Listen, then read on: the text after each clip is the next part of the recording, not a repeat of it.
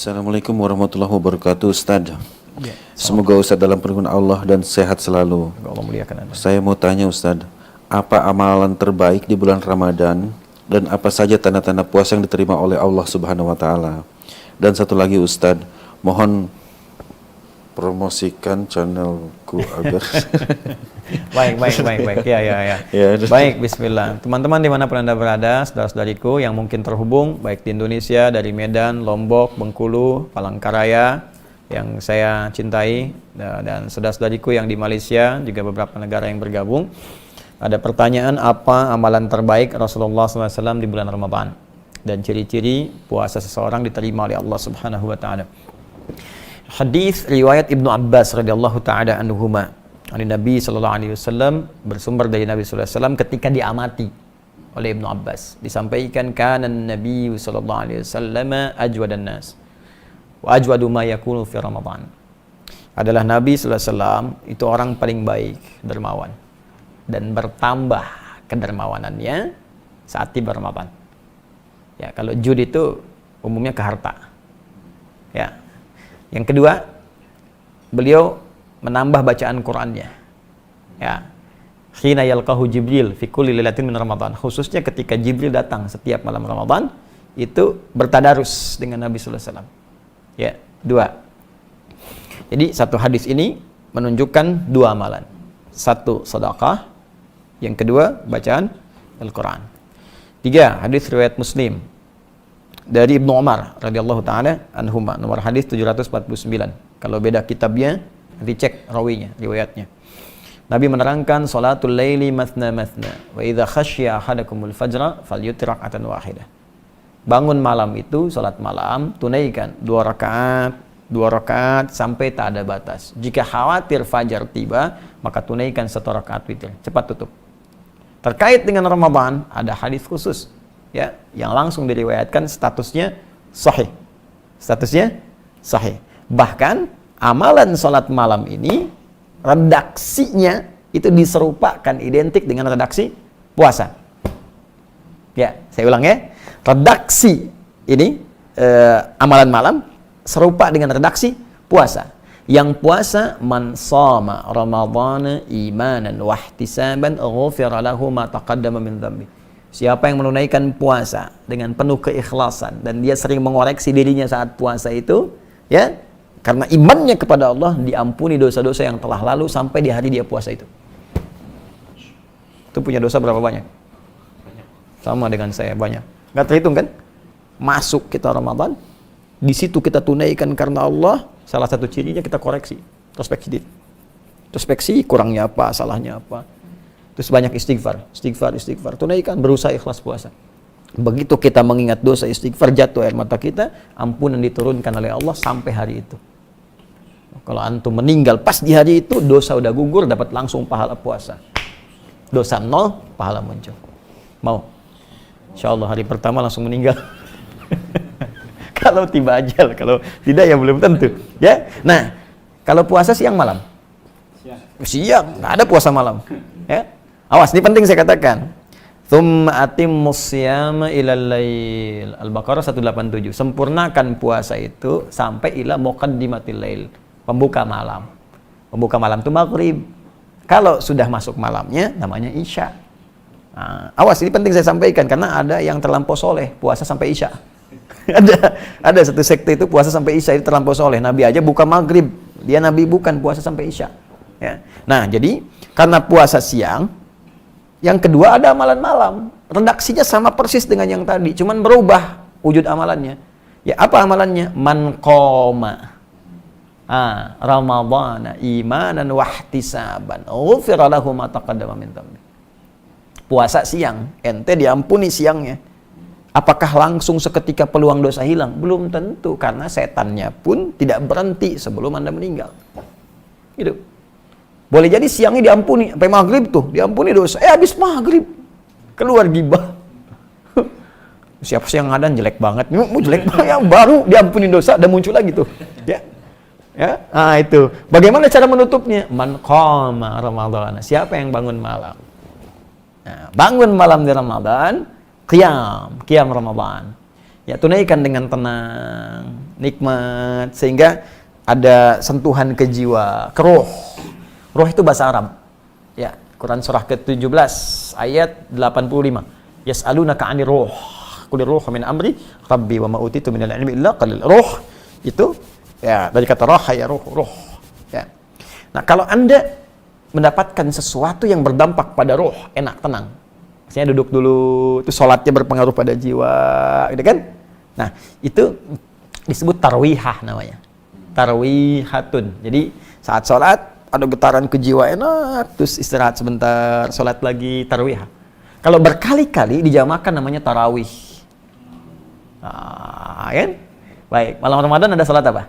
Tarawih. Nah, tarawih itu sifatnya. Jadi tunaikan sholat itu dengan tenang. Ya, ada dampak ke jiwa, itu maksud tarawih. Ya. Jadi kalau kita punya getaran ke jiwa, tenang, nyaman, nah itu sifatnya disebut apa? Tarawih. Kalau dalam sholat itu sampai kita tobat, sujud, doa, begitu tobat jatuh air mata, diampuni dosa sampai malam itu. Dari semua perjalanan hidup kita sampai di situ. Nah, itu disebut tarawih.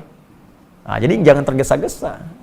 Ya, ada orang sholat 11 rakaat 1 jam. Masa yang 23 7 menit? Allahu Akbar, Allahu Akbar, Allahu Akbar. Nah, itu ya. Nah, jadi walaupun secara fikih mungkin bisa benar, tapi nilai tarawihnya bisa hilang. Secara fikih mungkin bisa benar, bacaan cepat mungkin bisa saja. Tapi nanti ada beberapa bagian-bagian yang hilang. Tumanina apa dan sebagainya, ya nggak usah jauh-jauh, Nabi aja kan nggak begitu gitu. Ya, pelan-pelan. Nah, kembali kepada tadi, jadi amalan apa yang dikerjakan saat Ramadan? Kita rinci tadi. Ya, masih ingat yang pertama tadi kan ada 2, sedekah. Ya, karena itu siapkan dari sejak sekarang. Tabungan kita pelan-pelan. Tidak harus uang, makanan, ya. Yang kira-kira nanti bisa dikonsumsi. Sekarang banyak saudara-saudari kita terdampak dengan situasi sekarang itu. Yang kekurangan makanan, berbagi, terapkan. Kita bikin program yang amin itu, Ansar Muhajirin itu ya. Alhamdulillah teman-teman dimanapun Anda berada, kami telah kirimkan bagian pertama ke saudara-saudari kita Indonesia yang ada di Malaysia, sudah sampai, semoga bermanfaat. Dan juga untuk teman-teman kita coba bersabar ya dalam situasi ini. Saya sarankan semua yang Allah titipkan sehingga terasa lebih. Bukan kaya, ingat. Awas ya, awas, yang kaya itu Allah, Anda cuma dapat titipan. Dan itu dihisab oleh Allah Subhanahu wa taala. Jadi sebelum itu dipindahkan pada orang lain, gunakan secara baik ya untuk memberikan kebaikan kepada keluarga kita, keluarga terdekat dan yang jauh, samping-samping kita. Bersinergi. Nah, kata Nabi, ayo berbagi saat Ramadan walaupun cuman sehirup air, 1 kurma. Ya, itu bahasa majas ya. Jangan gini misalnya aqua 1 sedot, udah ini kan kok cuma sedot ya, hadis Nabi tidak. Ya, jadi itu majas kiasan ya, batas kiasan lah. Jadi walaupun air kita bagikan ya, kurma nggak harus dimasak lagi ya. Jadi bisa langsung, tapi yang matang. Ya, jangan kurma yang mentah itu kan. Oh, ini kok mentah ya, tunggu sampai buka mungkin matang. Tidak begitu. Ya, jadi kasihkan yang bisa dikonsumsi. Jadi 1 sedekah, nilainya tinggi. Kemudian Quran. Ya, Nabi aja sampai hatam Ramadan itu sekali. Ketika akan wafat 2 kali hatam. Ya, tadarus, pahami artinya ya dengan baik, baca dengan bagus. Yang ketiga tadi salat malam, hidupkan. Ya, itu amalan diantara yang dianjurkan Nabi Sallallahu Alaihi Wasallam. Dan ada kalimat muhasabah. Muhasabah itu introspeksi diri, ya, minta ampunan dari dosa. Yang kelima memperbanyak doa. Perbanyak doa itu ada di Quran surah kedua dalam rangkaian ayat Ramadan ayat 186. Memperbanyak doa pada Allah. Taubat, perbanyak doa. Nanti ada buku saya tentang makna ayat puasa. Itu membahas ayat puasa dari ayat Al-Baqarah 183 sampai 187. Dan setiap hurufnya.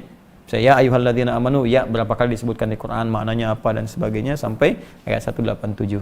Jadi secara singkat itu amal-amalannya. Yang terakhir, apa tandanya puasa seseorang diterima oleh Allah Subhanahu wa taala? Tanda paling singkatnya ada perubahan pada nilai takwanya.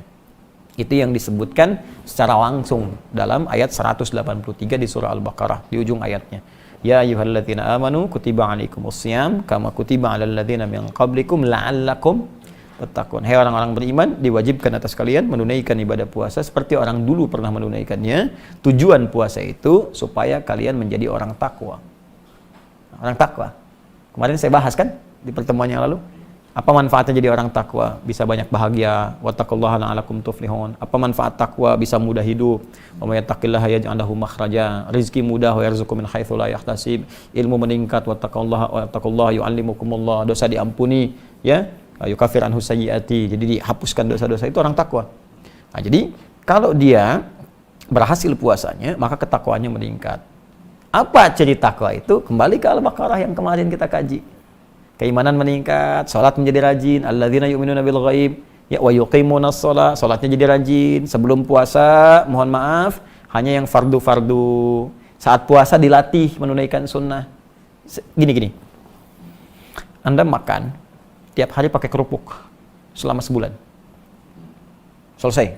April selesai, kerupuk sampai 30 hari. Bulan Mei pertama kali makanan saya hidangkan, cuman kerupuknya saya nggak kasih. Kira-kira komen pertama apa? Mana kerupuknya? Ada kerinduan kan? Sekarang selama 30 hari Anda mengamalkan ini. Malam sholat malam 30 hari terus baca Quran. Jadi menurut saya aneh kalau selesai Ramadan nggak ada yang rindu dengan amalan itu. Pasti akan ketahuan. Makanya puasa itu luar biasa. Dahsyat puasa itu. Puasa itu sangat dianjurkan oleh para ulama melihat pada asarnya, dampaknya. Di puasa itu satu-satunya amalan yang bisa menggabungkan amalan-amalan lain sekaligus mencegah orang berbuat dosa saat puasa. Ya. Coba saat tidak puasa ada orang minta belum tentu diberi padahal depan mata. Saat puasa jangankan di depan mata, yang tak kelihatan di data. Berapa fakirnya di sini? Berapa miskinnya? Pengen sedekah, fitrah. Saat tidak puasa, jangankan sholat sunnah, sholat fardu tertinggal masih biasa bagi sementara orang. Saat puasa, jangankan sholat fardu tertinggal sunnah, gelisah. Betapa banyak ibu-ibu, mak-mak dulu dan sekarang rebutan saf pertama untuk tarawih sampai nyimpan sejadah, ya, mengkapling tempat dengan sejadah untuk tarawih, bukan isanya. Ya, punten abi di dieunya itu untuk tarawih tuh. Ya. Apa hukum tarawih? Sunnah kan? Tuh. Tapi berdampak nggak setelah itu? Ya. Dan puasa itu bisa mencegah orang maksiat. Orang korupsi bisa libur dulu puasa. Pencuri nggak nyuri dulu. Ya. Pembohong nggak bohong dulu. Karena ada dorongan dalam jiwanya, takut batal minimal puasanya. Setelah puasa, hilanglah kebiasaan buruknya itu. Makanya saya sering katakan, pemarah pun saat puasa, itu bisa nggak marah. Antum pemarah misalnya, marah, buka jam 6 kurang seperempat, ada yang provokasi, dasar begini. Diam aja antum. Istri nanya, Pak, tumben nggak marah? Habis maghrib, tar. Nah itu ya, nah, jadi ciri-ciri puasa itu bertambah ketakwaan dengan ukuran amal saleh. Karena takwa tidak disebutkan dalam Al-Quran kecuali bersanding dengan amal saleh. Ya, puasa ujungnya takwa. Haji dibuka dengan takwa. Al-hajju asyhurun ma'lumat, faman farada fihinna al-hajja fala rafatha wala fusuqa wala jidala fil hajj. Wa ma taf'alu min khairin ya'lamuhu Allah wa tazawwadu fa inna khairaz zadit taqwa. Al-Baqarah 197. Salat takwa, haji takwa, umrah takwa, puasa takwa. Jadi orang takwa itu cirinya melekat pada amal salehnya. Ya. Allah taala adam bis-shawab.